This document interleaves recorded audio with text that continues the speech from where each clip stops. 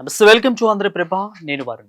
విద్యార్థుల పాలిట శాపంగా మారిన నీట్ పరీక్ష లీకుల వివాదం నేపథ్యంలో కేంద్రంపై ఒత్తిడి అంతకంతకు పెరుగుతుంది. ఓవైపు జంతర్ మంతర్ వద్ద కాక్రోచ్ జనతా పార్టీ ఆందోళన కొనసాగుతుండగా, మరోవైపు పార్లమెంట్లో ప్రతిపక్ష పార్టీలు పోరాటాన్ని ఉధృతం చేశాయి. ఇక ఈ క్రమంలోనే దిగొచ్చిన కేంద్ర ప్రభుత్వం కీలక ప్రకటన చేసింది. ఆ పూర్తి వివరాలేంటో ఇప్పుడు ఈ వీడియోలో చూద్దాం.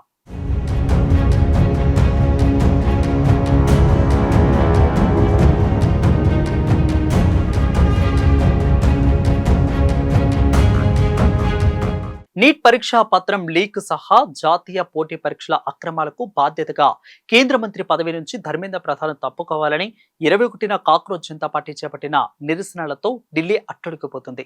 ఇక ఈ క్రమంలోనే సిజేపీ పార్లమెంటు ముట్టడికి ప్రయత్నించగా వారిని అడ్డుకున్న పోలీసులు వారిపై లాఠీచార్జ్ చేశారు. దీంతో పలువురు విద్యార్థులు గాయపడ్డారు.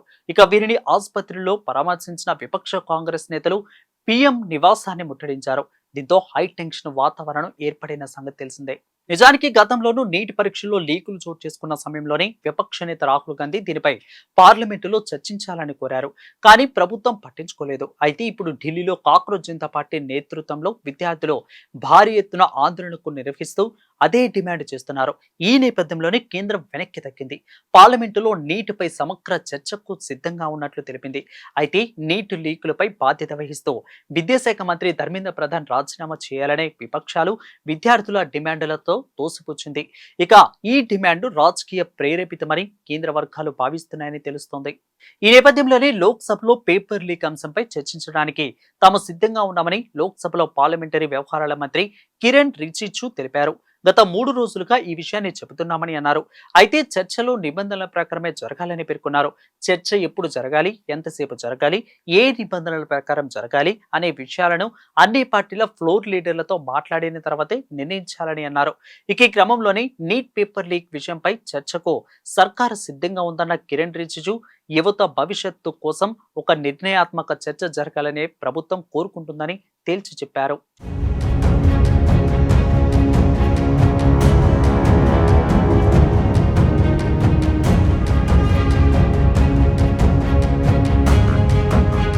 ఇక మరోవైపు కేంద్రంతో చర్చలకు తాము కూడా సిద్ధమేనని కాక్రోచ్ జనతా పార్టీ మరోసారి స్పష్టం చేసింది. అయితే చర్చల కోసం తాము ఎవరి ఇంటికి వెళ్లమని తెలిపింది.